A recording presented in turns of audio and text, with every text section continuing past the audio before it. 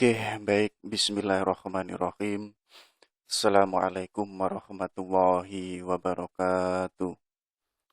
Alhamdulillahi rabbil alamin. Wabihi nasta'in wa ala umurid dunya waddin. Salatu wassalamu ala asrafil anbiya'i wal mursalin. Sayyidina wa maulana Muhammad wa ala ahli Sayyidina Muhammad. Asyhadu an la ilaha illallah wa asyhadu anna Muhammadar Rasulullah. Raditu billahi robba wa bil islami dina. Bi Muhammadin nabiyya wa rasula. Rabbi zidna ilma waryuhna fahma. Amin amin ya Allah ya rabbal alamin. Allahumma rayyukna ya Rabbi fahma nabiyina wa hifdhal mursalin. Wa ilhamal malaikatil muqarrabin. Oke, baik teman-temanku semuanya, saya hormati. Kita lanjutkan lagi belajar kita. Hari ini kita masih pada sesi Sufi Nusantara. Ya, kalau kemarin kita sudah ke Sumatera atau sudah di wilayah Aceh, ayo kita hari ini bergeser ke Kalimantan. Jadi nanti kalau ada waktu, kalau ada tema, kita pun juga lari ke Jawa. Kita lihat sufi-sufi Jawa itu ada siapa. Termasuk pun juga ada Siti Jenar, termasuk pun juga ada Sunan Kalijogo, dan lain sebagainya. Jadi ternyata Nusantara pun juga menyimpan banyak khasanah. Tidak hanya di Jawa, di Sumatera, di Sulawesi, di Kalimantan, itu pun kalau kita jeli, kita pun juga akan menemukan banyak kasanah-kasanah yang sifatnya itu irfaniyah. Ya. Jadi basisnya itu ke dalam, yaitu menggarap sisi dimensi yang ada di dalam diri manusia. Jadi hari ini, kalau kita nanti sudah punya beberapa wacana yang ada di Nusantara, nanti teman-teman akan menyimpulkan, oh ternyata epistemologinya orang Nusantara itu mengarahnya adalah ke dalam. Jadi kenapa kok demikian? Ya karena basisnya Nusantara itu mengikuti filsafat timur. Ya, jadi kita akan pernah membahas filsafat timur dan perbedaannya dengan filsafat barat. Jadi filsafat barat itu kan sibuk keluar diri, mengkaji sesuatu yang ada di dalam, yang ada di luar dirinya. Jadi realitas yang faktual, ya, yang realisme itu dikaji oleh barat. Makanya kenapa hari ini barat itu pengetahuannya, teknologinya, sainsnya itu berkembang ya karena mengkaji sesuatu yang sifatnya itu eksakta, yang sifatnya itu faktual. Jadi itulah yang nanti warisannya dari Aristoteles ya. Jadi kalau teman-teman itu cermat, semua pengetahuan yang ada sampai hari ini itu ada tesis yang mengatakan itu semuanya adalah warisan dari dua footnote ya, dari dua catatan kaki dari dua filosof besar Yunani, yaitu antara Aristoteles. Jadi beliau ini punya gelar namanya itu Mu'allim al-Awal, guru pertama dalam bidang filsafat. Nah, pemikirannya Aristoteles inilah nanti yang mewarnai dunia barat. Ya. Sedangkan di dunia timur, termasuk agama-agama timur, ada Taoisme, ada Zarathustra, ada Yahudi, ada Islam, termasuk ada agama-agama Tiongkok, itu basisnya adalah timur. Yang ini adalah warisan dari Plato. Jadi Plato itu kan mengkaji alam ideal. Jadi alam yang paling sempurna itu ya ada di alam ideal.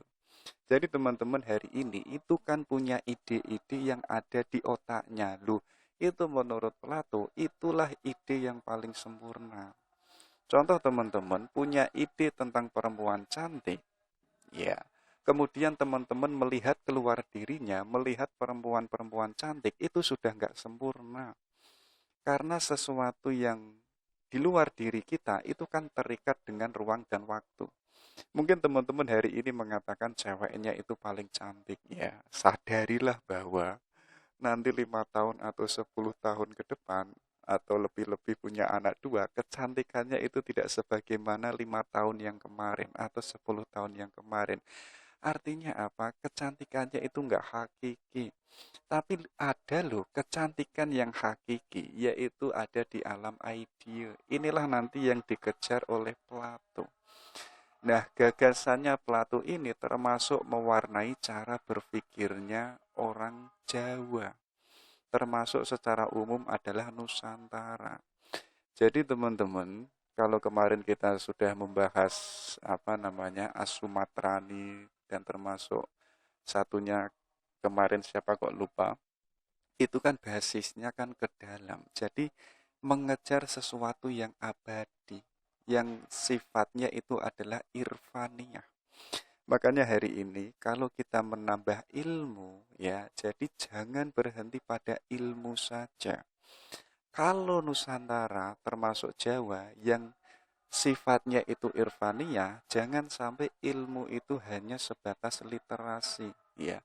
Kalau itu literasi, masih ada jarak antara subjek dan objek, ya. Jadi saya hari ini mengetahui di depan saya ada kopi. Antara kopi dan saya ini kan berjarak.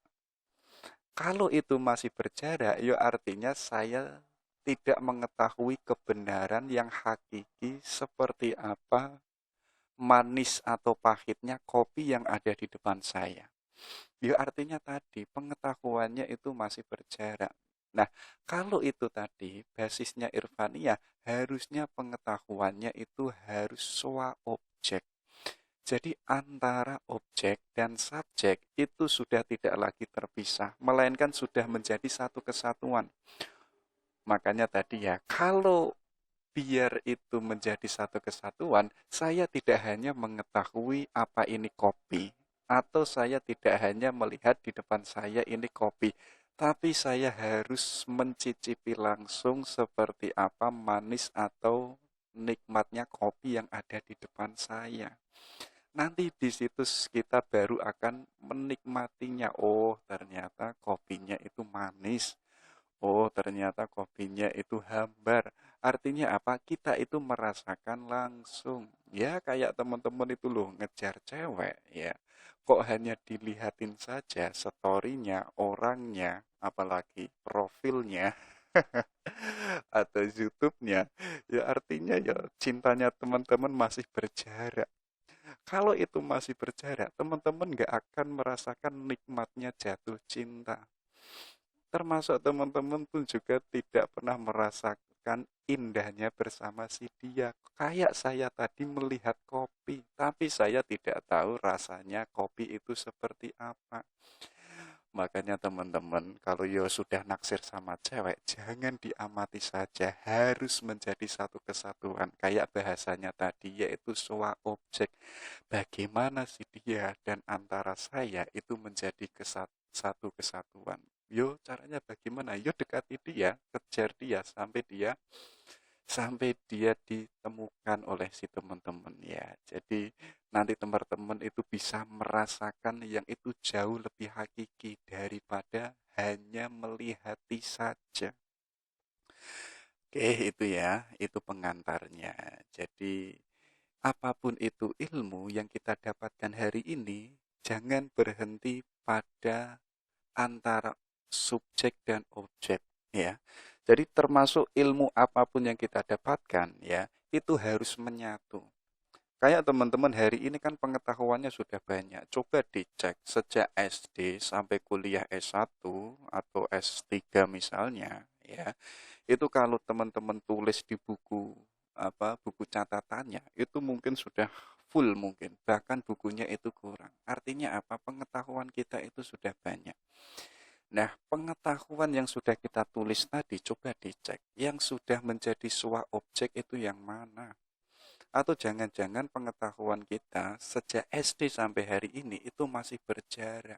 Ya, kalau itu masih berjarak, yo artinya hidup kita yo hanya begini-begini saja. Nilai kemanusiaan kita itu nggak naik level. Itulah mengapa ada cerita, ya. Jadi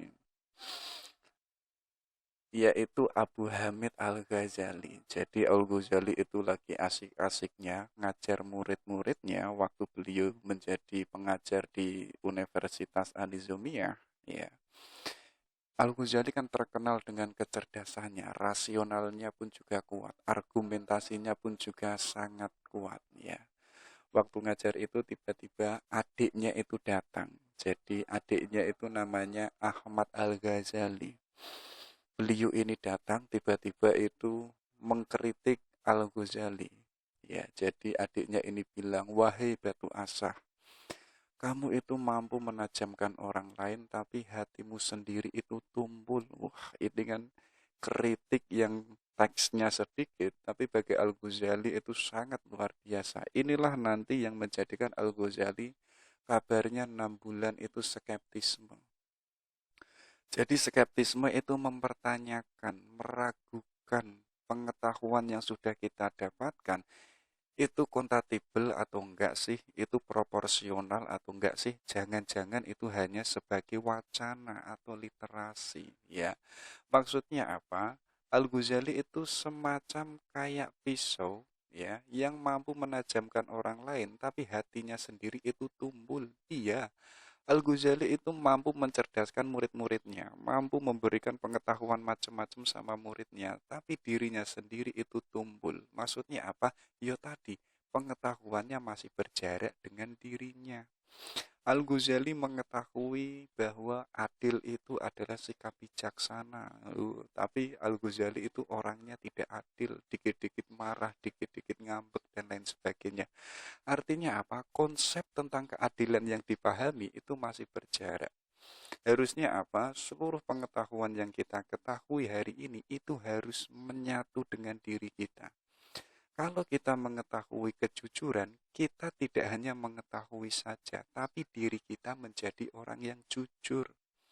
Kalau kita tahu istiqomah itu adalah sesuatu yang baik, kita jangan berhenti pada mengetahui, tapi kita menjadi orang yang istiqomah, ya. Kayak teman-teman itu loh, sejak dulu kan sudah mengetahui bahwa sholat tahajud itu ganjarannya seluas langit dan bumi. Yo, sampai hari ini kita pun juga nggak tahajud-tahajud. Artinya pengetahuan kita tentang tahajud masih berjarak, ya. Oke, coba kita pelan-pelan ya. Apapun pengetahuan itu harus menyatu dengan diri kita, baik menyatu dengan ucapan maupun perilaku kita dalam kehidupan sehari-hari. Oke, baik, coba ya kita lihat Syekh Muhammad Arsyad Al-Banjari. Jadi beliau ini asal Kalimantan, ya. Ada yang mengatakan beliau ini adalah mataharinya Islam Nusantara. Termasuk nanti belakangan ada yang bilang beliau itu kan orang asli Kalimantan. Dan ada tesis yang mengatakan beliau itu mercusuarnya Islam di Kalimantan. Ya, jadi gelarnya itu tidak didapatkan di akademisi atau di kampus, tapi didapatkan karena kompatibelnya keilmuan beliau yang sangat luas.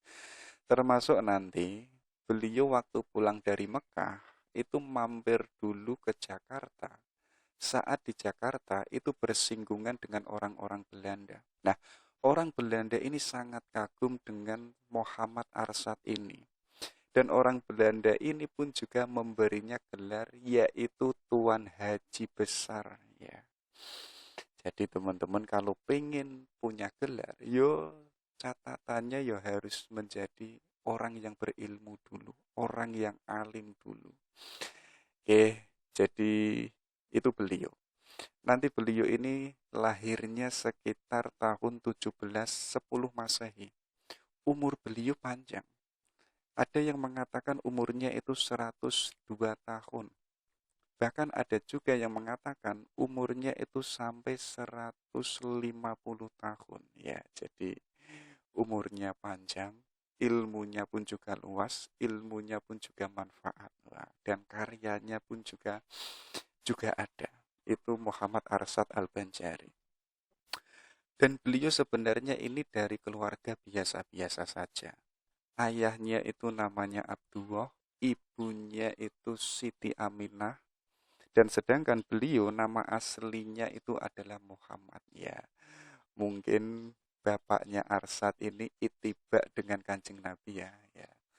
Jadi biar semacam kayak mengikuti jejaknya Nabi. Dan sejak kecil, beliau ini sudah dikenal menjadi anak yang cerdasnya luar biasa. Bahkan umur 7 tahun itu, beliau itu sudah ahli melukis, termasuk pun juga ahli membuat kaligrafi.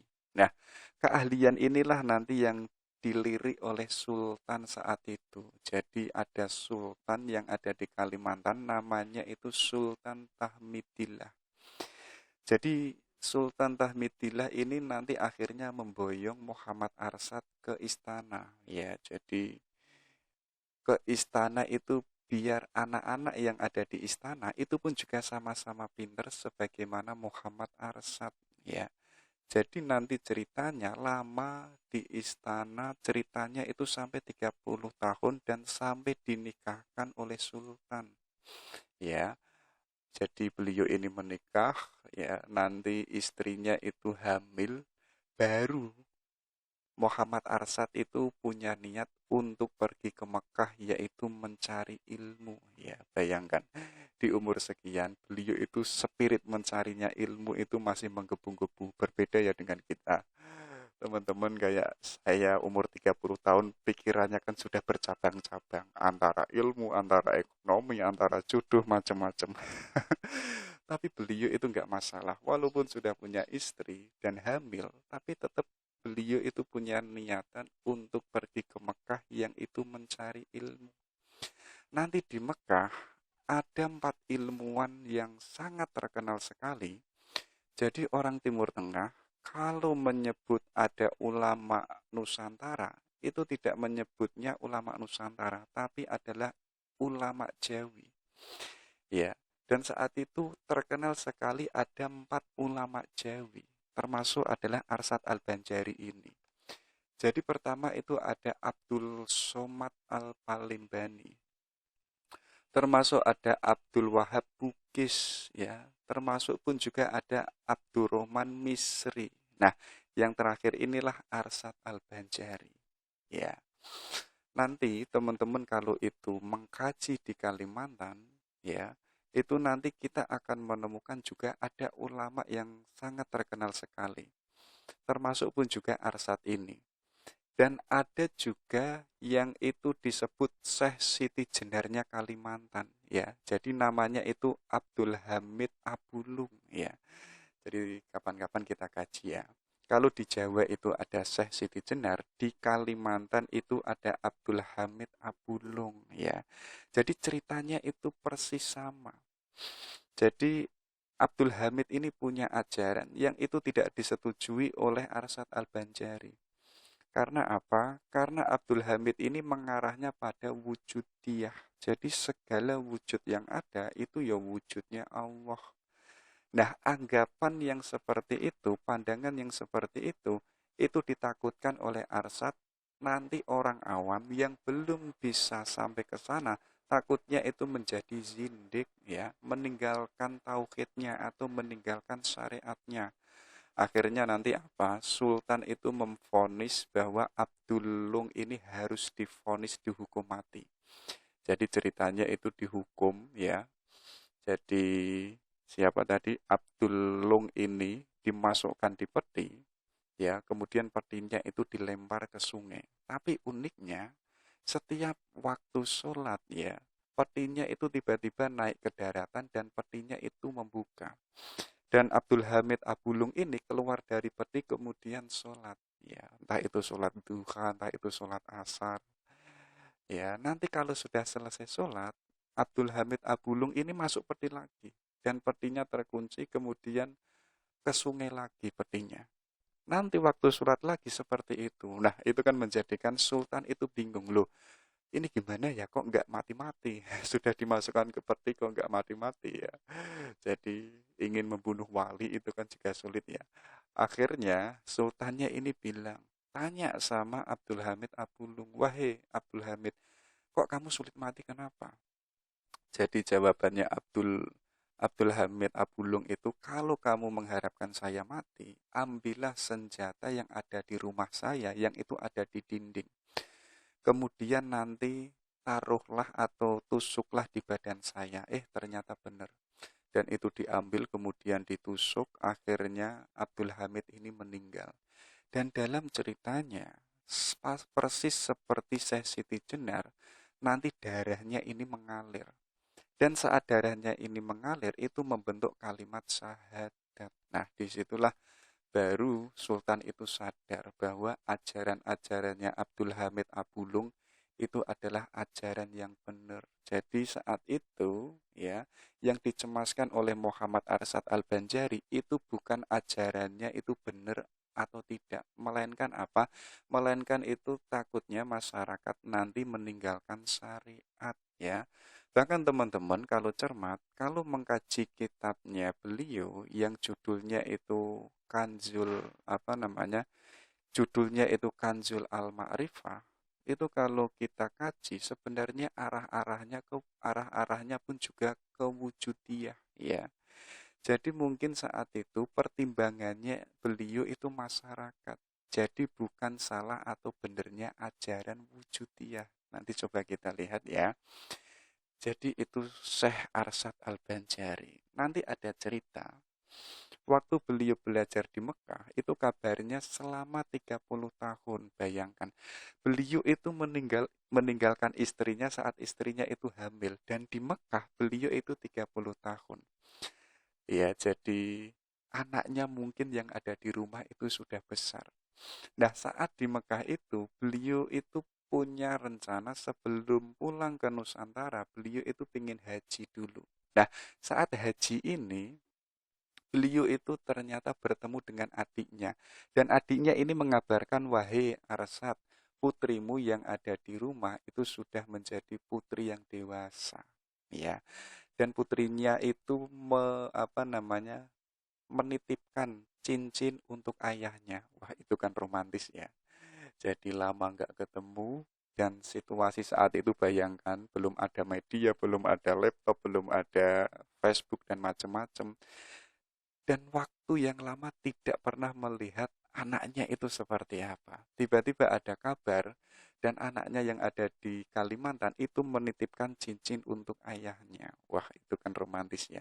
Nah, nanti mendengar itu sahabatnya tadi yang ada Alfa Limbani, ada Bugis dan termasuk yang satunya, mereka bertiga itu mengajukan lamaran untuk putrinya Arsyad Al-Banjari. Wah, itu kan apa namanya? Sahabat ya begitu ya. Jadi teman-teman kalau punya sahabat jangan lari kemana-mana, incer saja adiknya itu, adiknya sahabatnya teman-teman itu kan jauh lebih kuat. Nanti sahabatnya kan mau menolak mau enggak kan juga enggak bisa, termasuk yang dialami oleh Arsyad Al-Banjari. Nanti akhirnya ya beliau ini merenung, ya akhirnya nanti yang diterima kalau enggak salah itu eh, gelarnya yang dari Bugis itu. Bukan berarti yang lainnya itu marah. Justru nanti saat pernikahannya, sahabatnya yang lain pun juga menghadirinya. Ya, tidak kayak hari ini ya, kalau lamarannya ditolak atau cintanya ditolak, kemudian lari, kemudian merasa dunianya gelap, itu enggak. Justru 4 sahabat itu, termasuk yang 2 sahabatnya, yang lamarannya enggak diterima, itu justru menghadiri pernikahannya. Itu ya, ada juga. Nanti beliau saat di Kalimantan, ya, jadi ada seorang gubernur dari Belanda, ini sebenarnya punya tujuan yang itu ingin menjatuhkan namanya Arsyad Al-Banjari yang saat itu sudah menjadi orang besar. Jadi ingin mengujinya, termasuk ingin melecehkannya. Jadi gubernur Belanda ini mengatakan, "Wahai Arsyad, kamu tahu enggak? Ini adalah kelapa. Dan di dalam isinya kelapa ini ada apa?" Wah, mendengar itu yo Arsyad Al-Banjari santai-santai wae. Dan beliau ini menjawab, "Di dalam buah kelapa itu isinya ada air dan termasuk di dalamnya itu ada ikannya." Wah, itu kan mendengar itu gubernur Belanda kan ketawa. mana mungkin sih di dalam kelapa itu ada ikannya. Ternyata waktu dibuka, bener.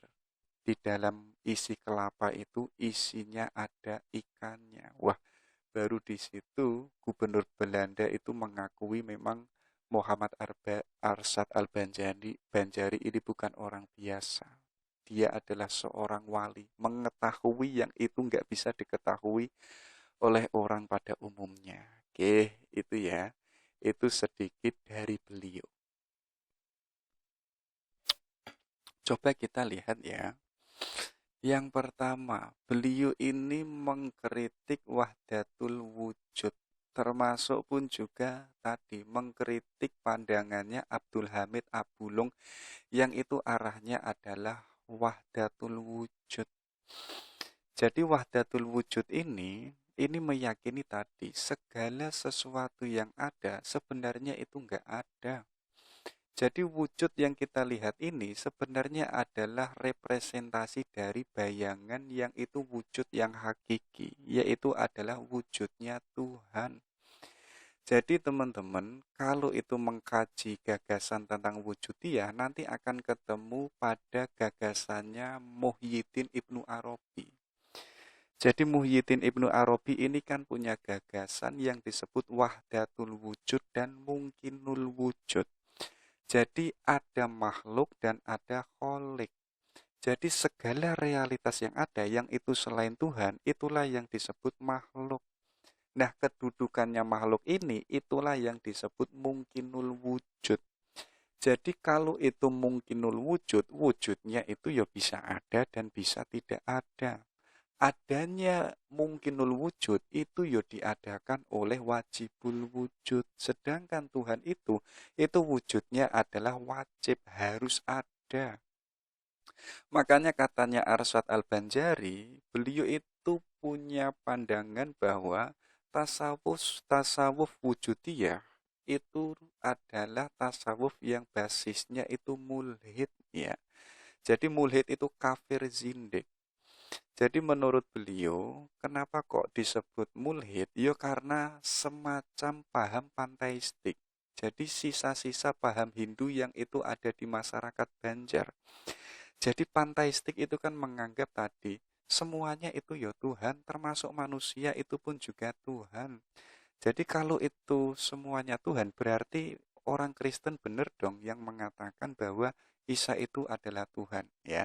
Jadi logikanya itu harus dibalik. Iya, Isa itu Tuhan, tapi kita nggak boleh menyebutnya Tuhan itu Isa. Ya, itulah nanti yang dikritik oleh Arsyad Al-Banjari. Coba dilihat ya, ada beberapa yang itu tidak disetujui oleh beliau. Jadi paham wujudiyah ini meyakini bahwa keesaan Allah itu ya ada pada seluruh makhluk, ya. Jadi kalau kita meyakini Tuhan itu Isa, kita pun juga harus meyakini seluruh makhluk yang ada itu sebenarnya adalah wujudnya Allah. Enggak ada wujud yang selain Allah. Bahkan orang wujudiyah ini punya keyakinan bahwa kalimat la ilaha illallah ini sebenarnya maknanya apa? Tiada wujudku, yang ada itu ya wujudnya Allah. Jadi teman-teman, kalau hari ini kok setuju dengan paham wahdatul wujud, kalau itu mengatakan la ilaha illallah, itu sebenarnya mengatakan bahwa diri saya itu enggak ada. Lenyapkanlah diri saya yang sebagai mungkinul wujud yang itu adanya tidak hakiki. Kalau hari ini kok kita masih mengakui aku ada, egoku ada, ini jasaku, ini namaku dan lain sebagainya, ya tauhid kita itu enggak murni.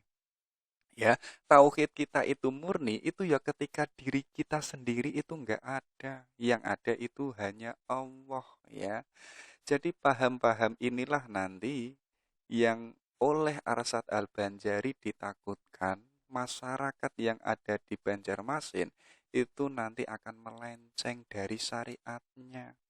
Karena bagi beliau, tasawuf itu tidak bisa keluar dari batasan-batasan syariat. Kalau ada orang kok tiba-tiba langsung masuk ke tasawuf, ya itu nggak bisa. Harus jalannya itu harus dengan syariat dulu. Ya, Kayak teman-teman itu loh, pengen pengen pergi ke suatu tempat, tapi tidak dengan kendaraan. Yo bagaimanapun yo tidak bisa sampai ke tujuan. Makanya syariatnya ini nggak boleh ditinggalkan. Kalau teman-teman tiba-tiba ke tasawuf, kemudian kok meninggalkan syariat, ini nanti akan disinggung oleh Muhammad Arsyad Al-Banjari. Ya, jadi beliau ini nggak setuju. Tapi walaupun demikian, nanti kalau tadi di kitabnya beliau yang judulnya itu Kanzul Al-Ma'rifah, konotasi-konotasinya itu ya mengarah ke wahdatul wujud. Jadi pertimbangannya beliau tadi tidak benar dan salahnya ajaran, tapi adalah pertimbangan masyarakat. Masyarakatnya ini sudah siap belum kalau diajari tentang paham wahdatul wujud? Kalau masyarakatnya belum siap, yo takutnya tadi meninggalkan batasan-batasan syariat, langsung pengen ke hakikat, langsung pengen ke makrifat, tapi meaningless pada syariat, itu ya. Oke, itu yang pertama. Jadi beliau nggak setuju atau mengkritik paham wahdatul wujud. Oke, baru kita masuk ke gagasannya beliau. Jadi konsep tentang mengenali diri. Jadi teman-teman, kalau pengen masuk ke dalam dunia tasawuf, syarat pertamanya itu harus apa? Kenalilah diri kita sendiri, ya. Jadi dalam bahasa filsafat itu kan who am I? Ayo kita kenali diri kita itu sebenarnya siapa. Hari ini kan kita banyak topeng, ya kan? Ada topeng NU, ada topeng PDI, ada topeng PKB, ada topeng organisasi A, B, C, dan lain sebagainya.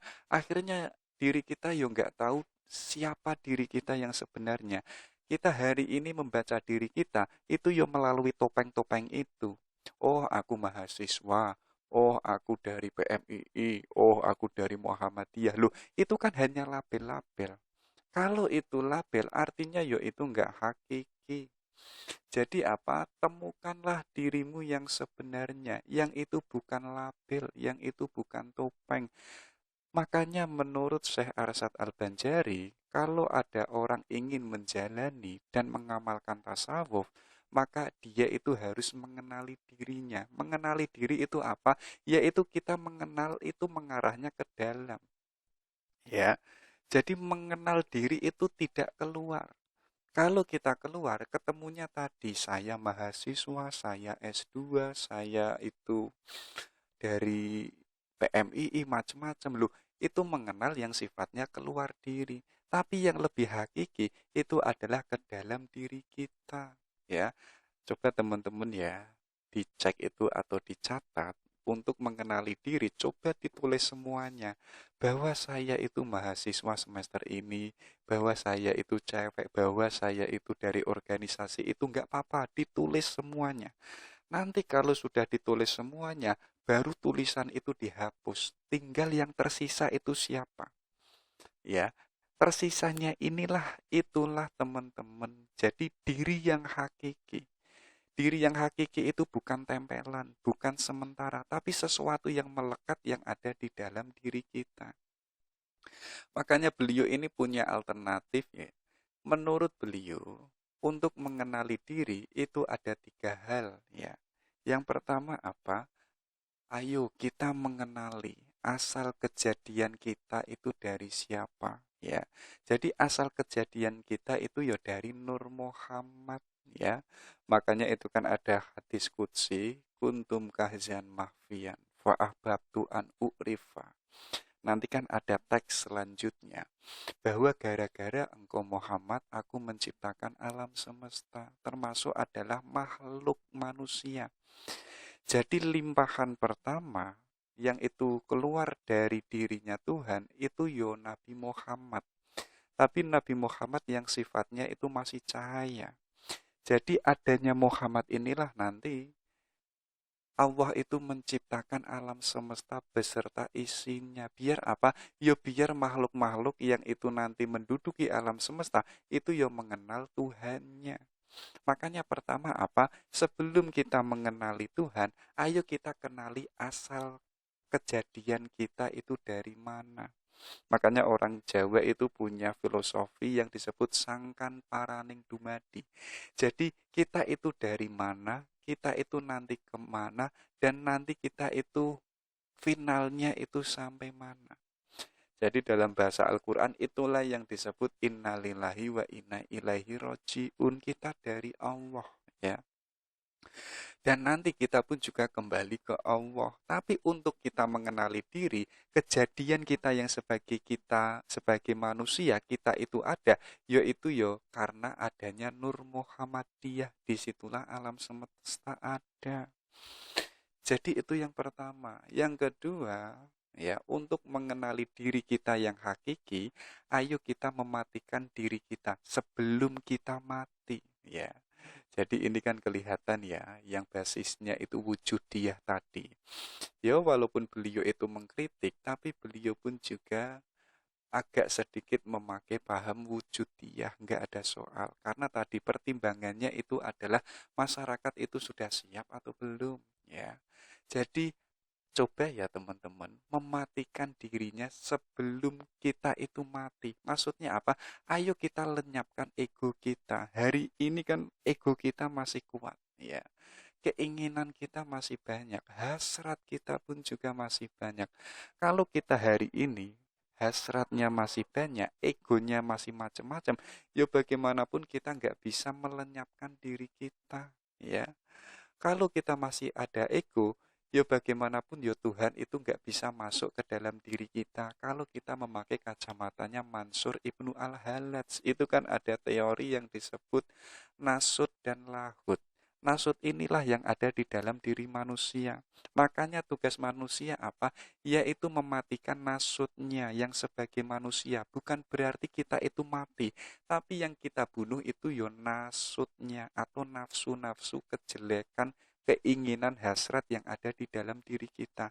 Kalau kita sudah tidak punya hasrat, sudah tidak punya ego, baru lahut yang itu dari Tuhan itu masuk ke dalam diri kita. Artinya apa? Yo kita hidup, tapi gerak hidup kita itu yo geraknya Tuhan, ya. Jadi hidup kita nanti puncaknya itu takholak bi ahlakilah, ya. Jadi warna kita itu sudah tidak manusia lagi, tapi warna kita itu adalah warna ketuhanan, karena akhlak kita itu adalah akhlak yang sebagaimana dimiliki oleh Tuhan, ya, yang itu ada di Asmaul Husna. Itu yang kedua. Yang ketiga apa? Yaitu memfanakan diri dalam kudratnya Allah, dalam irodahnya Allah, termasuk adalah ilmunya Allah. Jadi pahamilah bahwa sebenarnya kita itu nggak punya kemampuan. Termasuk sebenarnya kita itu nggak punya kehendak.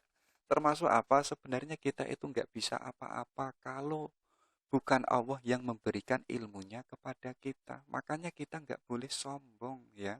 Apalagi kita merasa pintar, merasa mengenal menguasai ini dan itu. Hakikatnya kita itu nggak bisa kalau Allah itu tidak memberikan ilmunya kepada kita. Makanya apa? Semua keinginan kita, kemampuan kita, kehendak kita, ayo kita fanakan. Kalau itu sudah fana, sudah lenyap, baru apa? Baru nanti kudratnya Allah, irodahnya Allah, ilmunya Allah itu bermain, ya. Jadi sisi kemanusiaan kita itu lenyap. Makanya tadi yang kedua, disitulah kalau kita sudah melenyapkan diri, kita itu mematikan diri kita, yang kita itu hakikatnya itu belum mati, ya. Kita itu belum mati, tapi sebenarnya kita itu sudah mati. Hidup kita itu fana. Tapi fana kita, kelenyapan kita, kita itu masuk pada kelanggengan. Artinya hidup kita itu sudah hakiki walaupun kita itu masih hidup. Makanya Arsyad Al-Banjari, bukan siapa namanya, bener ya. Beliau ini punya yang disebut fana, ya. Jadi untuk melenyapkan diri, ayo kita lenyapkan semua sifat basoriah kita, semua sifat kemanusiaan kita. Ya, hari ini kita hidupkan memakai dimensi basoriah kita atau sisi kemanusiaan kita. Ayo kita lenyapkan. Baru kita ganti dengan sifat ketuhanan. Termasuk apa? Kita lenyapkan semuanya. Jadi merasakan tidak ada apa-apa selain Allah. Bahkan diri kita sendiri itu nggak ada. Ya. Jadi teman-teman hari ini kok masih merasa aku ini ada, jasaku ini dan itu. Ya bagaimanapun ya Allah nggak bisa hadir. Untuk Allah bisa hadir dan Allah itu adalah segalanya. Ya kita tadi, kita merasa diri kita itu nggak ada. Yang ada itu ya hanya Allah. Disitulah kita baru bisa mengenali diri kita. Oh, asal kita itu ya dari Nur Muhammad. Oh, sebenarnya hakikat saya itu ya nggak bisa apa-apa. Saya nggak punya kehendak, saya nggak punya kemampuan.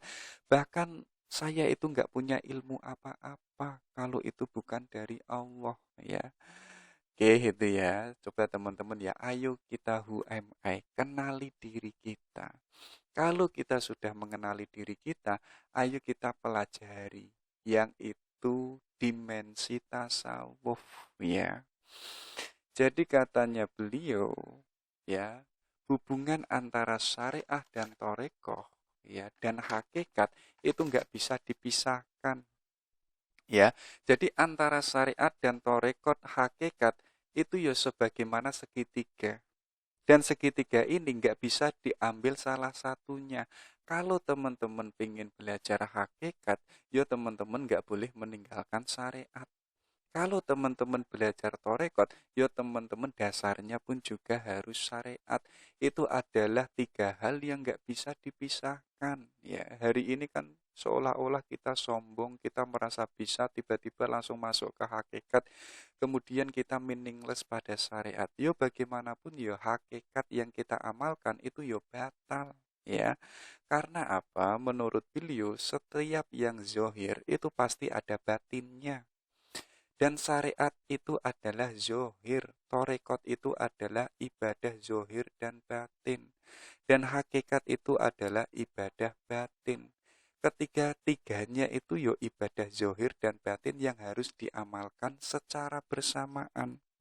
Jadi ada ibadah zohir ya, ada ibadah batin. Kayak teman-teman hari ini loh, kalau kok hanya sholat-sholat saja, tapi kok rasanya kok hampa, nggak ada rasanya, ya teman-teman ya hanya syariat saja, tapi belum bisa masuk ke torekot atau hakikat. Makanya apa? Kalau teman-teman sholat, bawalah perasaannya, kehadirannya Allah itu ada di mana-mana misalkan, atau Allah itu senantiasa melihat kita, mengawasi kita. Ya, jadi untuk agar kita bisa melakukan semuanya yang itu kompatibel, yang itu secara bersamaan, ya antara syariat, torekot, dan hakikat jangan ditinggalkan, ya.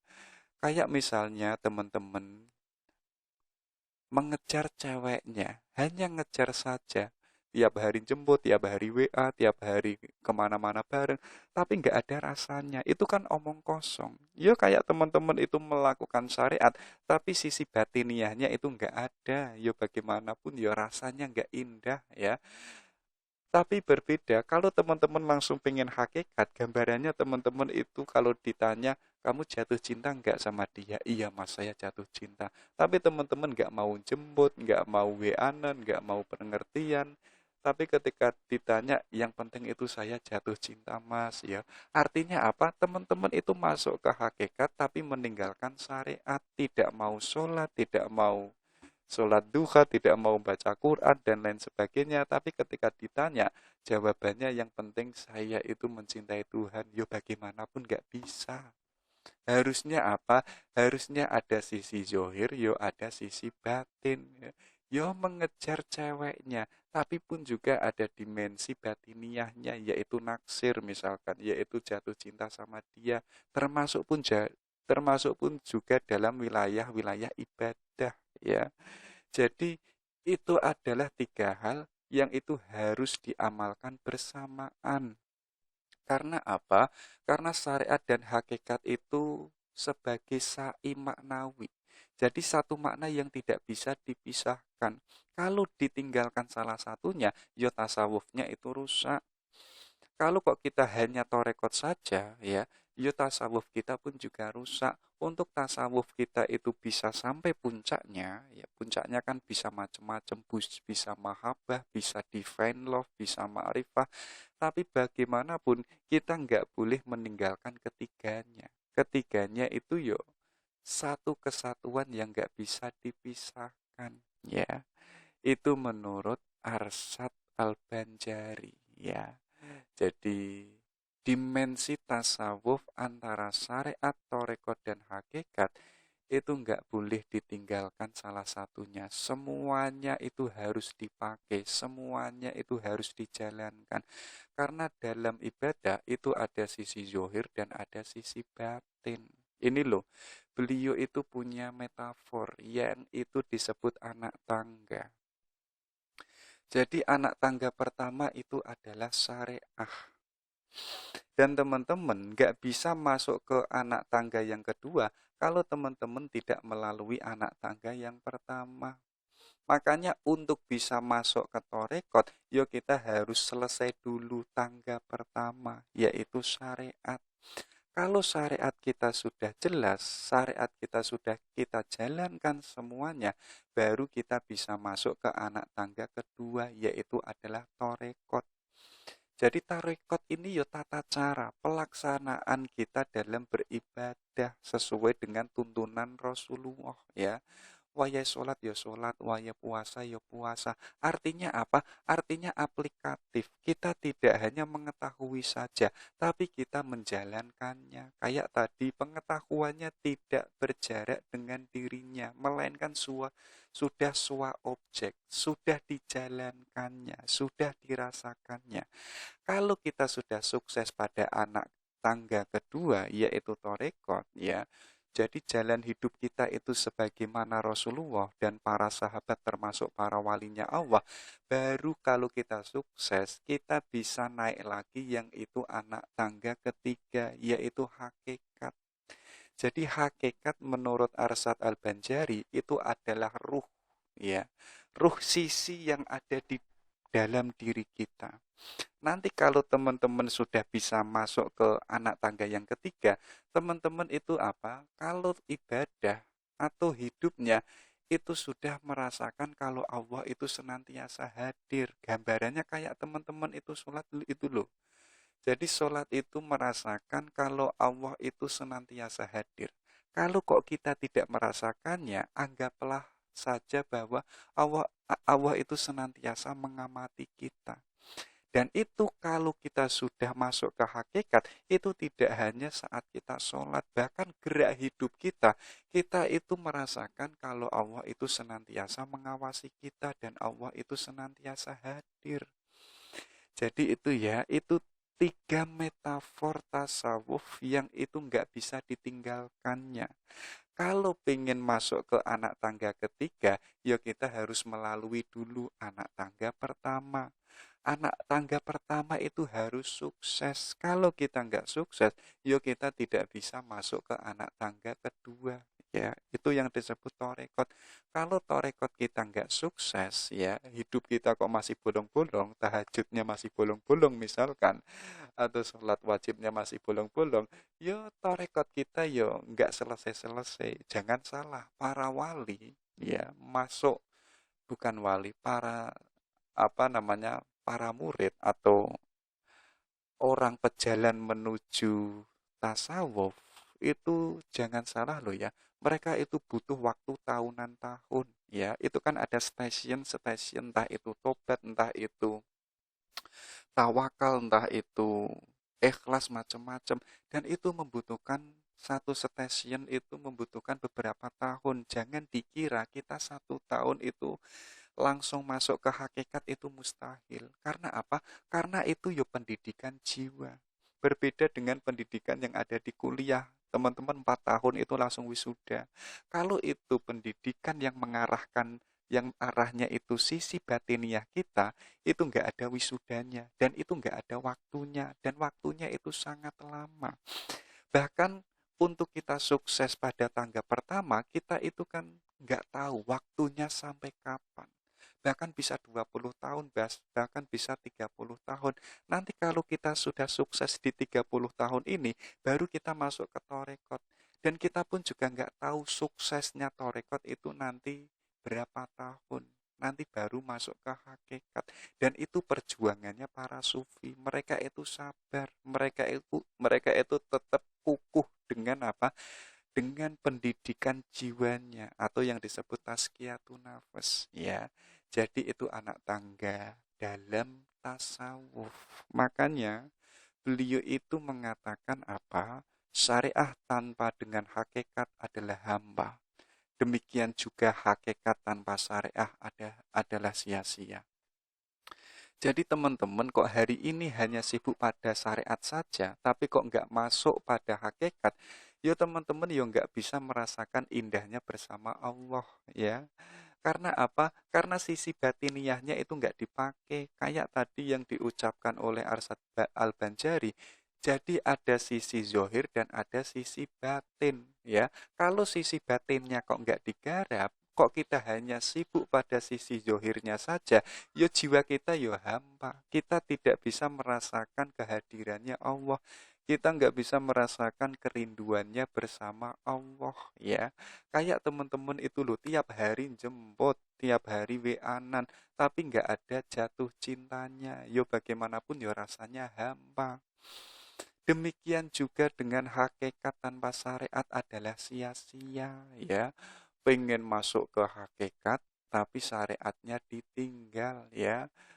Yo pengen jatuh cinta, iya jatuh cinta sama dia, tapi kita nggak pernah perhatian, kita nggak pernah jemput macem-macem. Yo jawabannya teman-teman simple. Yang penting ya jatuh cinta sama dia. Ya artinya tadi pengen masuk ke hakikat tapi syariatnya itu meaningless, katanya Arsyad Banjari, itu akan sia-sia. Maksudnya apa? Ya syariatnya dipakai, hakikatnya pun juga dipakai. Kalau pengen masuk ke hakikat, syariatnya itu harus selesai dulu. Karena apa? Karena nggak bisa orang masuk ke anak tangga kedua kalau anak tangga pertamanya itu nggak sukses, ya. Itu baru ini loh penjelasannya beliau. Punya metafor yang disebut buah kelapa. Jadi tasawuf itu semacam buah kelapa. Coba ya saya bacakan. Jadi sejak tadi kan melulu membicarakan antara syariat, torekot, dan hakikat. Ini loh penjelasannya beliau. Syariat itu adalah kulitnya. Torekot itu adalah isi yang tersembunyi di dalam kulit. Adapun hakikat adalah seperti minyak yang itu tersembunyi di dalam isi. Kalau kita hanya sibuk pada syariat, yo kita yo hanya sibuk pada kulitnya saja, ya. Maksudnya apa? Teman-teman itu melihat buah apel, ya. Teman-teman tahu buah apel ini warnanya merah, warnanya hijau, ukurannya besar, ukurannya kecil. Kita kan hanya sibuk pada kulitnya saja, tapi kita nggak tahu sisi yang ada di dalam buah apel. Dan kita termasuk nggak tahu rasanya apel ini manis atau tidak. Makanya apa? Kita jangan berhenti pada kulit, kita harus masuk pada isinya. Isinya inilah yang disebut torekot. Jadi teman-teman itu harus mengetahui buah apel ini manis atau asam. Untuk mengetahui itu, yuk kita harus masuk ke dalamnya. Masuk yang itu ada di dalam kulitnya. Sedangkan hakikat itu seperti minyak yang tersembunyi di dalam isi. Kalau kita sudah mengetahui isinya, ya, kita itu harus masuk yang jauh lebih dalam lagi. Karena hakikat ini lebih dalam lagi. Makanya katanya beliau, tidaklah seseorang itu akan sampai kepada isinya, melainkan ia memecah kulitnya. Dan tidaklah seseorang itu akan mendapati minyaknya, melainkan dengan memukul atau mematuk dan memarut kemudian memeras isinya. Jadi kalau kita ingin bisa masuk ke hakikat, kalau kita sudah menemukan minyaknya, kita itu harus kalau kita sudah menemukan isinya, kita harus meremesnya. atau memarutnya. Baru di situ lahirlah yang namanya hakikat, kita mendapatkan minyaknya. Jadi minyak ini kan sisi yang paling terdalam, ya. Jadi tidaklah seseorang itu akan mendapati minyaknya, melainkan dengan mematuknya, memarutnya, kemudian diperas, ya. Karena apa? Karena sisi hakikat ini nggak kelihatan. Dia sesuatu yang tersembunyi yang ada di dalam diri kita, ya. Itu metafor buah kelapa. Itulah yang disebut tasawuf. Jadi jangan berhenti di kulitnya saja. Kalau kita sudah mengetahui kulitnya, kita masuk ke isinya. Kalau kita sudah mengetahui isinya, ayo kita peres, ayo kita memarutnya, biar kita bisa masuk ke hakikat. Nah, baru kita ayo sekarang menempuh jalan tasawuf, ya. Menurut beliau, jalan yang pertama itu yang disebut musyahadah. Jadi ketika seseorang itu punya keinginan yang kuat, ya. Jadi keinginan kuat yang itu ingin mencintai Allah dan selalu mengingat Allah. Hari ini kan kita kan masih terjebak ya dengan cintaan-cintaan, entah itu cinta monyet, entah itu cinta romantik, entah itu cinta erotis, macam-macam. Itu bukan cinta yang hakiki. Kalau pengen jatuh cinta, jangan nanggung-nanggung, langsunglah jatuh cinta pada Allah. Kalau teman-teman itu sudah jatuh cinta sama Allah dan menemukan Allah, itu bisa kita dapatkan semuanya loh ya. Karena apa? Karena semua hal itu ya miliknya Allah. Kayak saya itu sering ya jailin teman-teman itu. Loh, kalau kamu mengejar ceweknya, kok yang kamu incer itu mobilnya, motornya, atau rumahnya, itu percuma ya. Kamu kejarlah orangnya. Kalau kamu ngejar rumahnya, ngejar motornya, kamu bisa dapat rumahnya dan bisa juga tidak dapat rumahnya. Loh, tapi kok teman-teman mengejar orangnya dan orangnya itu didapatkannya sekarang menjadi miliknya teman-teman. Semua yang dimilikinya si cewek itu kita dapatkan, entah itu mobilnya, entah itu rumahnya, entah itu motornya. Karena apa? Karena pusatnya kita dapatkan. Sebagaimana kalau kita mencintai Allah dan kita mendapatkan Allah. Kalau hari ini kok kita hanya sibuk pada cintaan-cintaan yang sepele-sepele, ya, itu kan nggak pusatnya. Ayo kita cari yang itu sentralnya.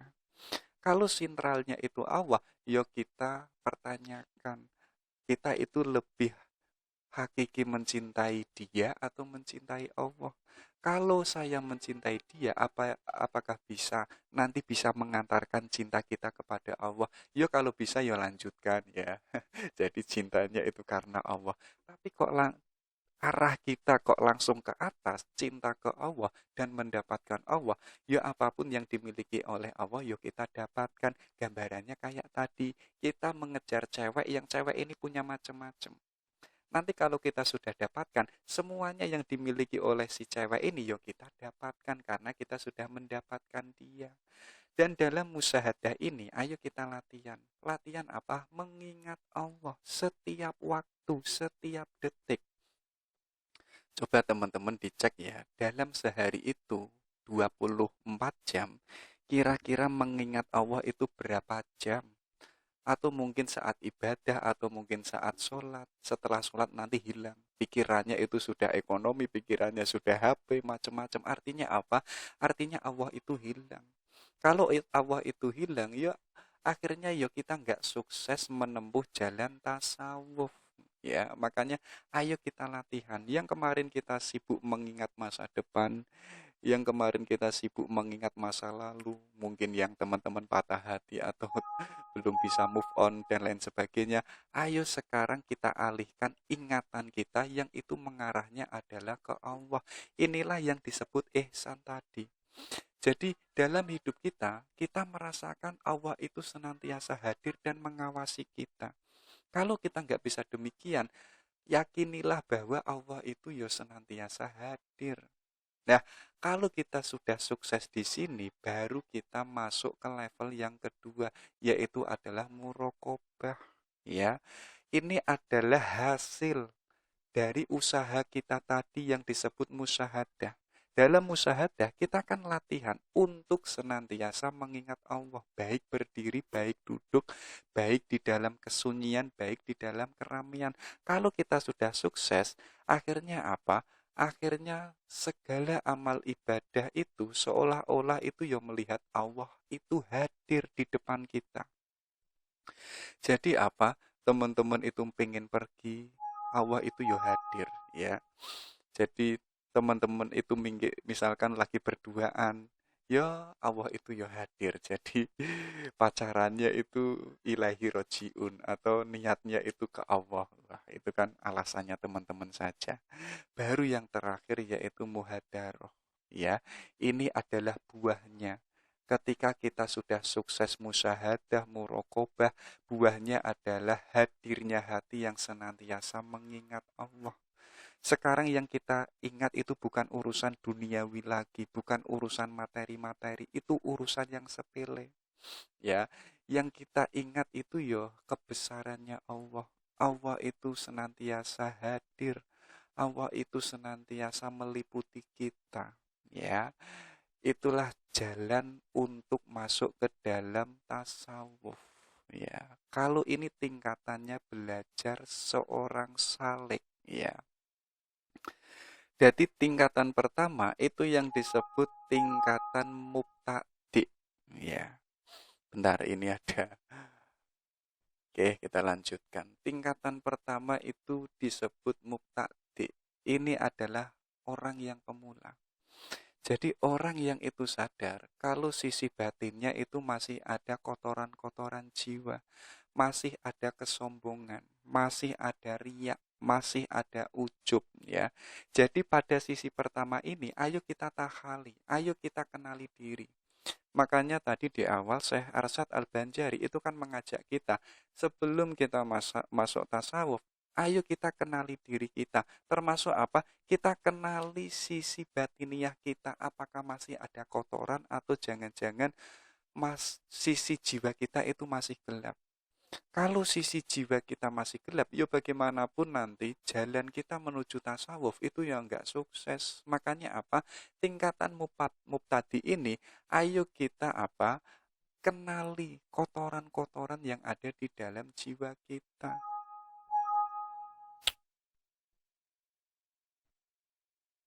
Kalau jiwa kita itu sudah sukses, ya, baru kita mayah yang kedua, yaitu adalah wilayah al-mutawasid. Ini adalah wilayah pertengahan. Jadi sisi batiniah kita tadi itu sudah nggak ada kotoran. Teman-teman itu sudah nggak ada sombong. Teman-teman itu sudah nggak ada riak. Teman-teman itu sudah nggak ada rasa bangga pada dirinya sendiri karena sadar bahwa dirinya sebenarnya itu nggak bisa apa-apa. Kalau dirinya itu sebenarnya nggak ada, yang ada itu hanya Allah. Tapi kok selama kita masih ada kesombongan, masih ada riak dan lain sebagainya, ya kita ya nggak bisa masuk pada tingkatan al-mutawasid. Ya, tingkatan mutawasid ini ketika apa? Ketika orangnya itu telah suci hatinya dari maksiat batin. Baru apa? Di level yang kedua ini kita menghiasi diri. Kalau perilaku kita yang kemarin kok jelek, ya, tutur kata kita jelek, adab kita jelek, baru kita hiasi dengan akhlak-akhlak yang indah sebagaimana akhlak yang dimiliki oleh Tuhan. Kalau Tuhan itu maha adil, ayo kita menjadi manusia yang adil. Kalau Tuhan itu maha cinta, ayo kita latihan menjadi manusia yang itu memiliki cinta kepada siapapun, tidak pilih kasih. Jadi implementasi dari asmanya Allah yang jumlahnya ada di Asmaul Husna itu kita terapkan biar diri kita itu terhiasi dan menjadi manusia yang indah. Kalau kita sisi kemanusiaan kita sudah indah, baru kita masuk ke tingkatan al-muntaha ya. Jadi ini adalah orang yang telah suci hatinya daripada selain Allah. Jadi kemarin hati kita kok disibukkan dengan materi, dengan jabatan, dengan kursi kekuasaan. Sekarang sudah lenyap semuanya, sudah fana semuanya. Sekarang hati kita itu sudah suci dan Allah itu sudah bisa masuk ke dalam hati kita.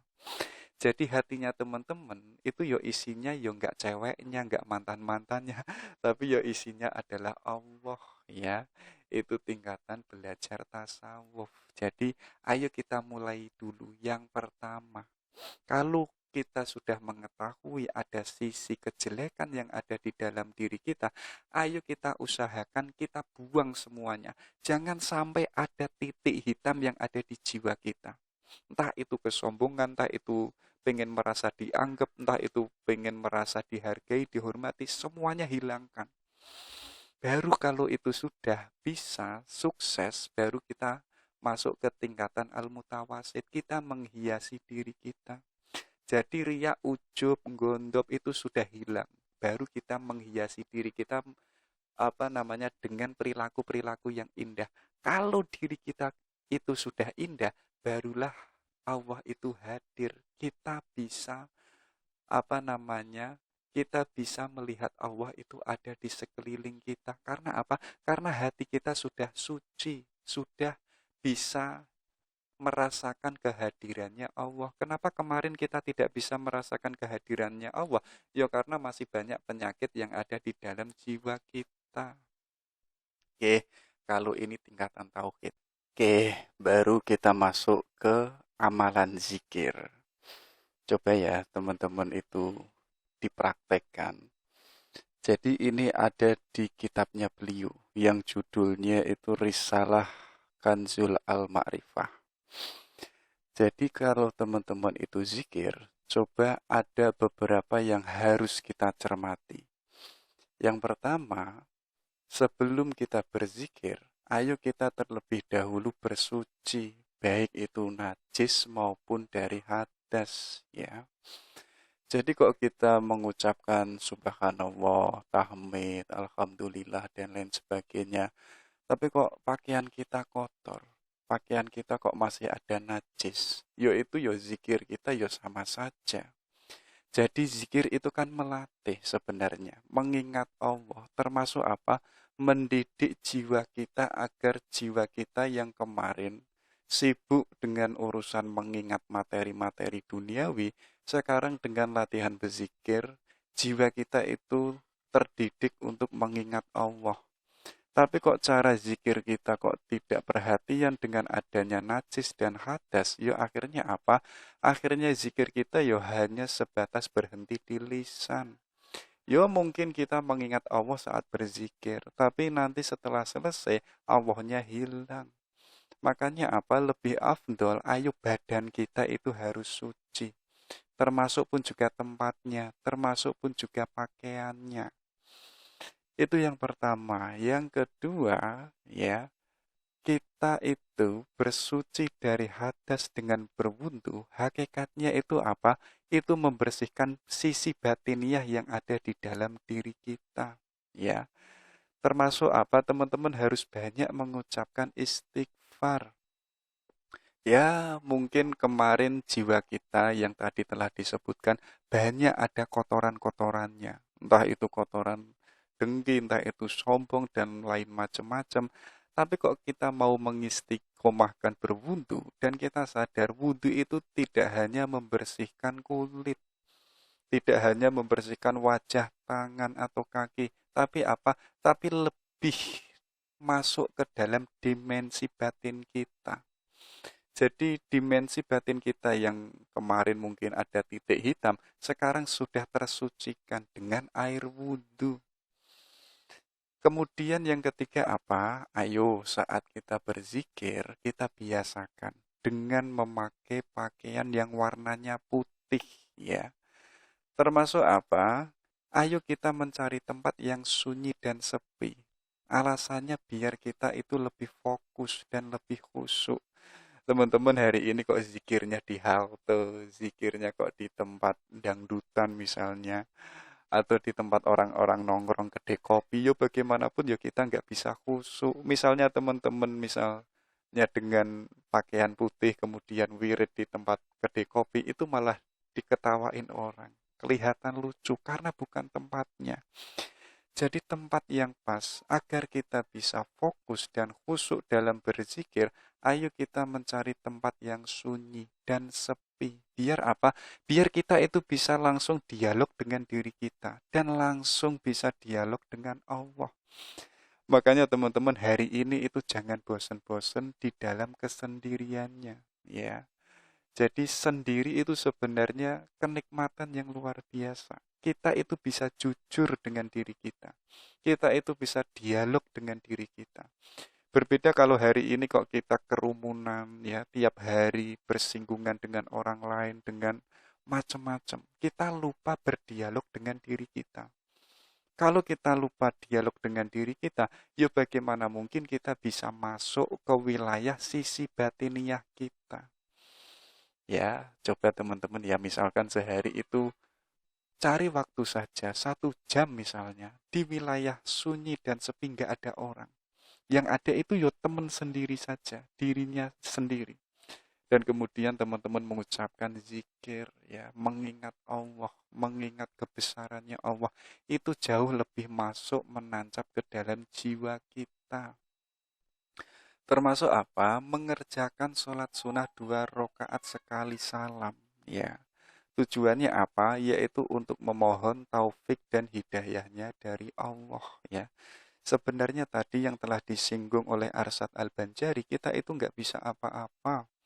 Bahkan pengetahuan yang kita miliki sebenarnya kalau itu nggak diberikan oleh Allah, kita pun juga nggak tahu apa-apa. Kita pun usaha sebagaimanapun mendekati Tuhan, kalau Tuhan itu tidak memberikan taufik dan hidayahnya, yuk kita nggak bisa.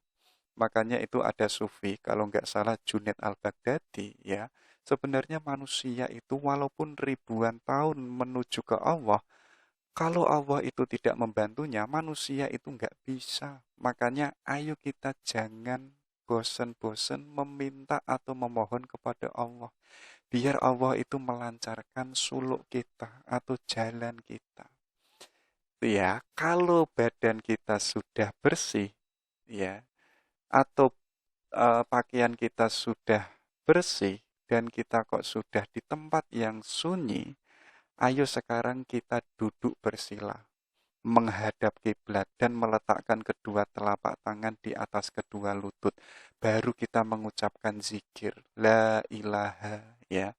Saat kita mengucapkan la ilaha, ayo kita meyakini bahwa aku dan alam semesta bukanlah wujud yang hakiki. Yang ada itu ya wujudnya Allah, ya. Jadi kelihatan ya, walaupun tadi di awal beliau itu mengkritik pandangan wahdatul wujud, tapi kalau kita membaca di risalahnya beliau, Kanzul Al-Ma'rifah, sebenarnya pun juga konotasinya mengarah ke sana. Ya, jadi pertimbangannya tadi.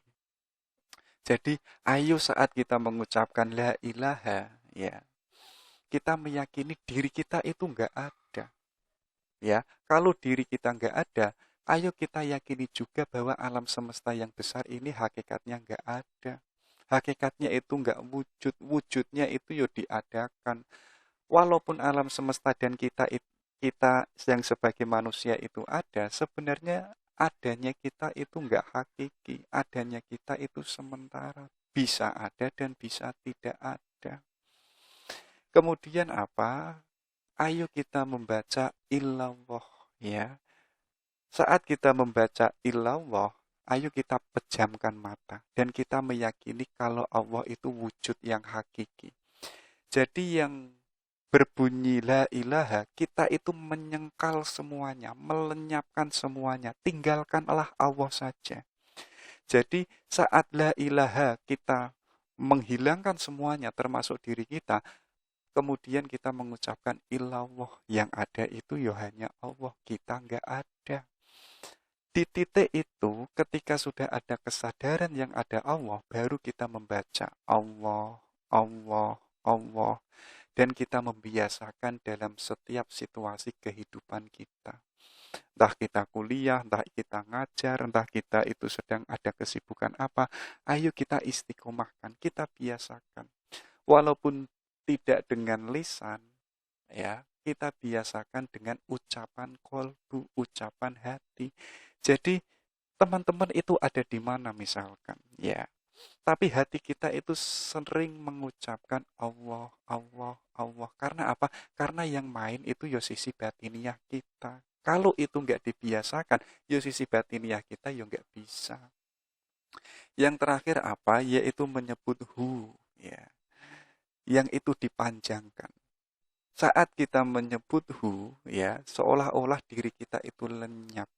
Dan pada saat itulah diharapkan turunnya jazbah, yaitu tarikan dari Allah kepada diri kita.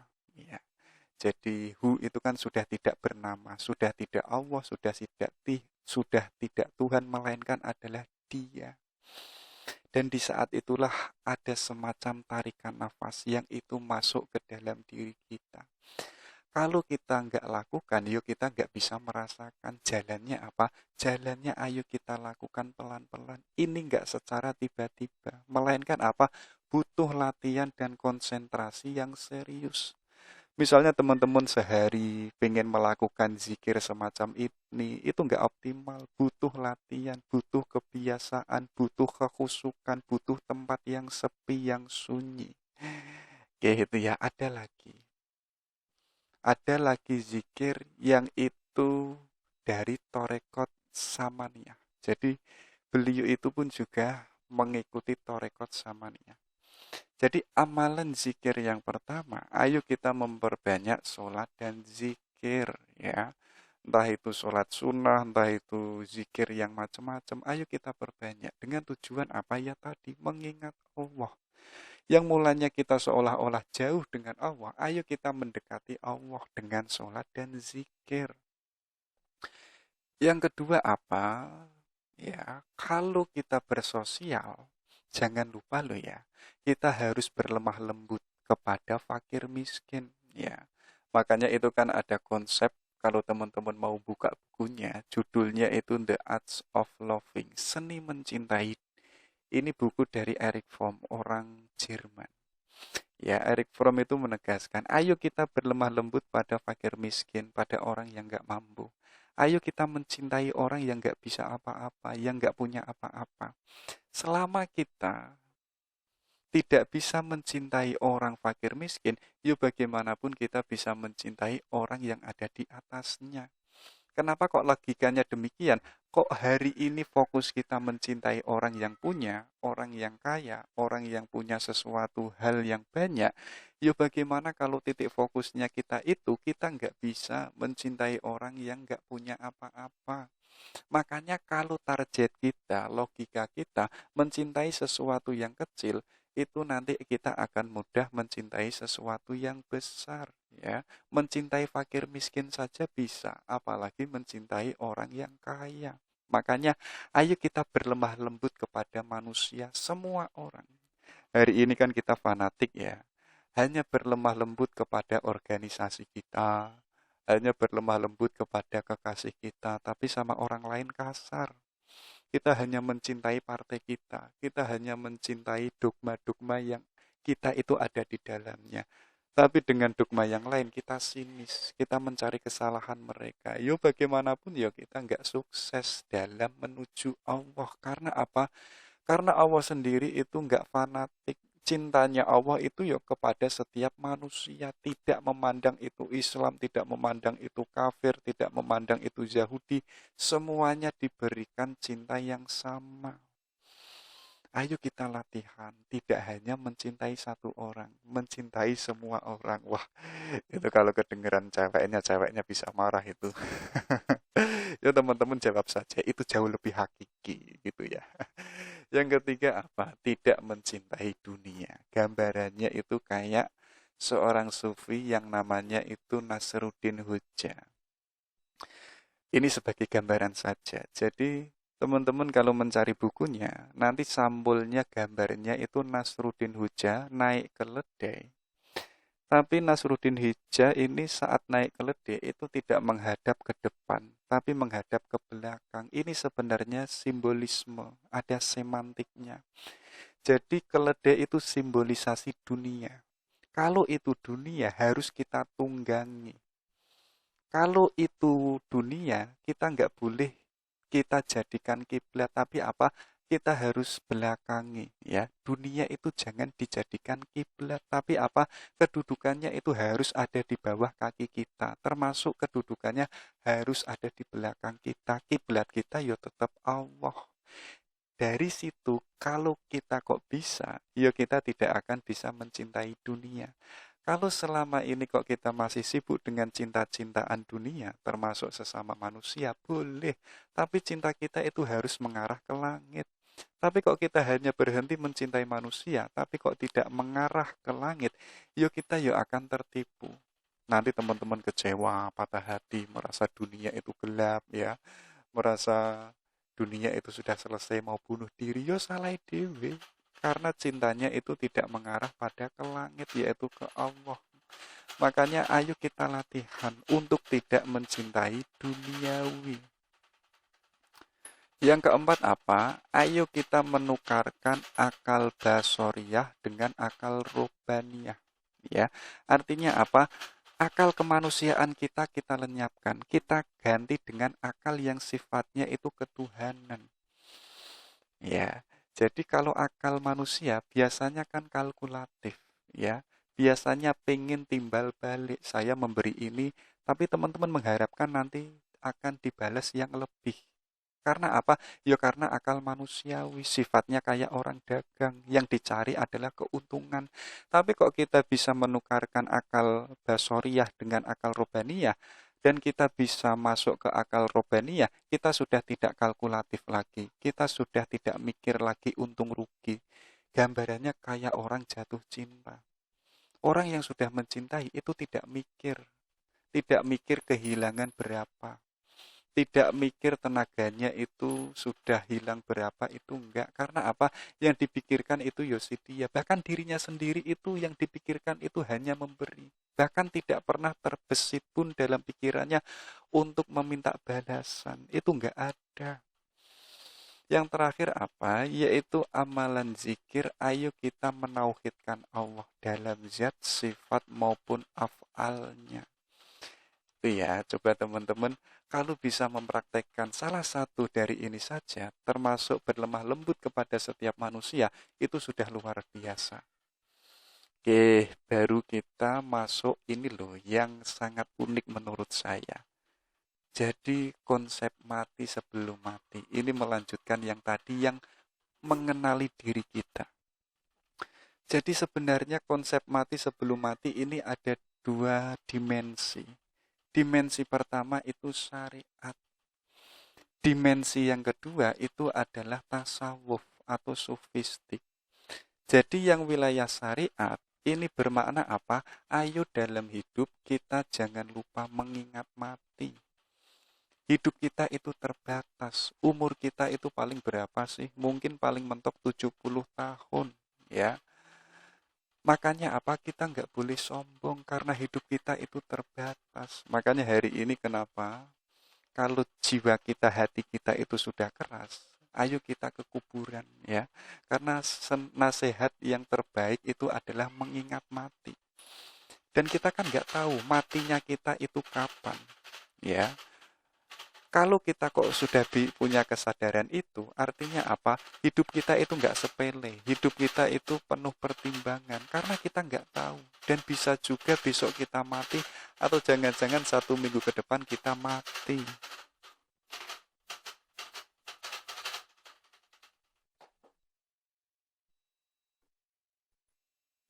Oke, itu ya. Itu dimensi syariatnya. Kalau dimensi sufistik, ini jauh lebih mendalam. Yaitu apa? Ketika kita itu memposisikan diri kita pada af'alnya Allah. Ya, termasuk apa? Kita punya kesadaran bahwa diri kita itu lenyap. Ya, artinya apa? Seluruh keinginan kita, gerak hidup kita, sebenarnya itu ya nggak ada. Yang ada itu hanya Allah. Ya, kayak teman-teman bisa melakukan sesuatu, itu kalau bukan bantuan Allah, kita nggak bisa.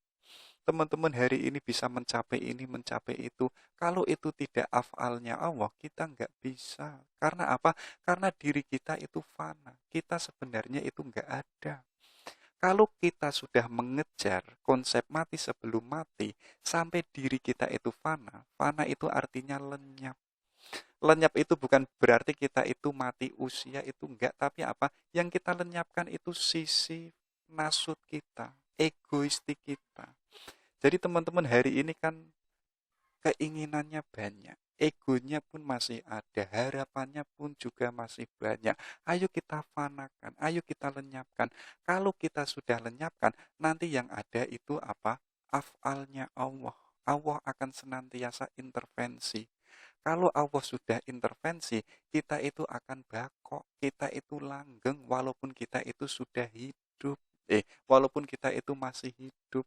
Jadi konsep mati sebelum mati bukan berarti kita itu mati secara zohiriyah, tapi apa? Sisi nasut kita itu sudah lenyap, ya. Yang ada itu ya lahutnya Allah, af'alnya Allah. Karena apa? Karena menurut para sufi, ini yang disinggung di dalam nas Al-Quran, segala sesuatu di muka bumi akan rusak, kecuali adalah wajahnya Allah. Termasuk apa? Termasuk kita yang manusia itu hakikatnya rusak, fana. Oke, itu ya. Itu yang dimaksud konsep mati sebelum mati. Baik, ini ada beberapa nasihatnya beliau untuk kita. Jadi katanya beliau, alim dulu hanya resukih. Ya, maksudnya itu, ayo kita menjadi alim dulu, baru kita mengejar duniawi. Kalau teman-teman hari ini sibuk mengejar duniawi terlebih dulu, kalau kita nggak ngalim, ya nanti kita akan terjebak pada materi-materi duniawi. Kita akan dibudak oleh duniawi. Makanya biar kita tidak tertipu dengan urusan duniawi, ya kita harus punya ilmunya. Kita harus ngalim dulu. Bahkan kalau kita sudah ngalim, dunia itu justru yang mengejar kita. Ya. Makanya teman-teman, hari ini kan sibuk dengan urusan duniawi. Maka rumus pertama apa? Harus ngalim dulu. Biar apa? Biar duniawi itu yang mendatangi kita, bukan kita yang mendatangi dunia. Kalau diri kita yang mendatangi dunia, ya kita bisa dipermainkan oleh dunia. Akhirnya pada titik tertentu, kita menjadi budaknya duniawi. Kenapa kita menjadi budaknya duniawi? Ya karena kita belum ngalim. Kita belum punya ilmunya, wawasan kita belum luas, kok kita sudah sibuk dengan urusan materi. Itu yang pertama. Nah, ini ada yang menarik juga, katanya beliau. Coba teman-teman dicek ya, benar atau enggak. Jika engkau bahagia dan teringat seseorang, artinya engkau mencintainya. Jika engkau bersedih dan teringat seseorang, maka orang itu mencintaimu.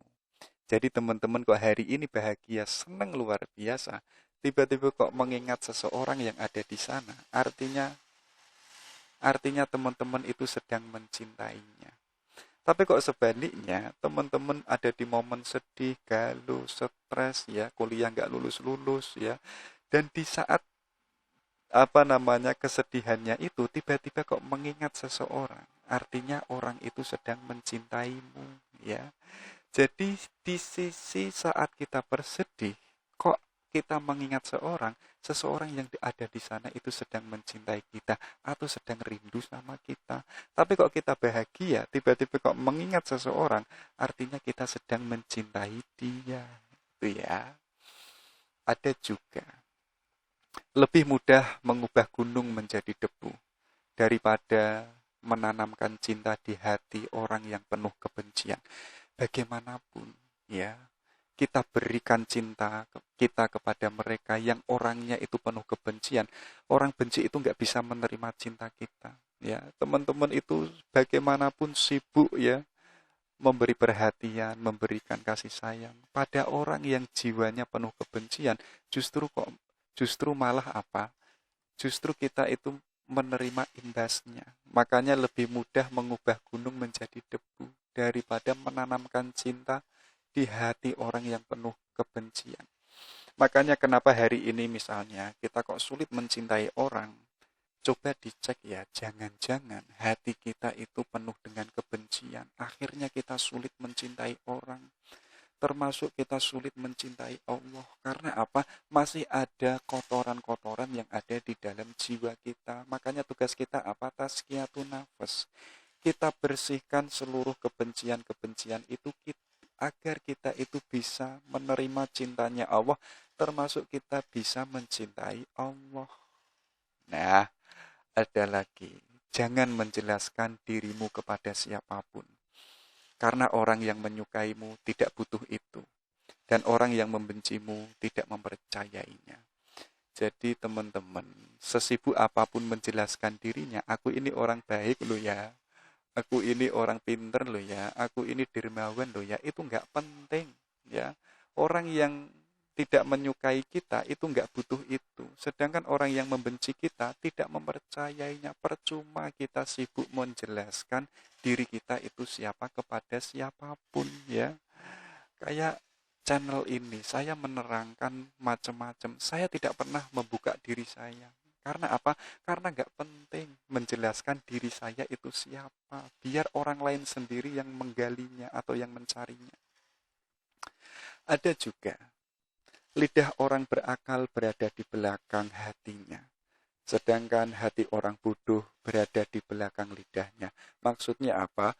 Orang yang bodoh itu kalau ngomong itu nggak mikir dulu.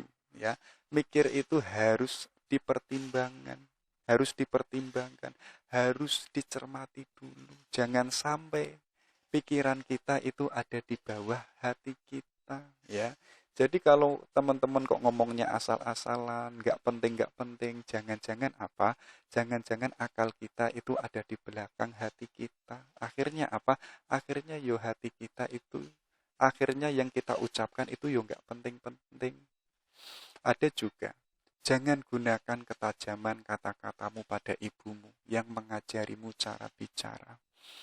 Ya, bagaimanapun seorang ibu itu adalah pahlawan bagi kita yang mengajarkan kita dulu agar kita bisa bicara, bisa ngomong.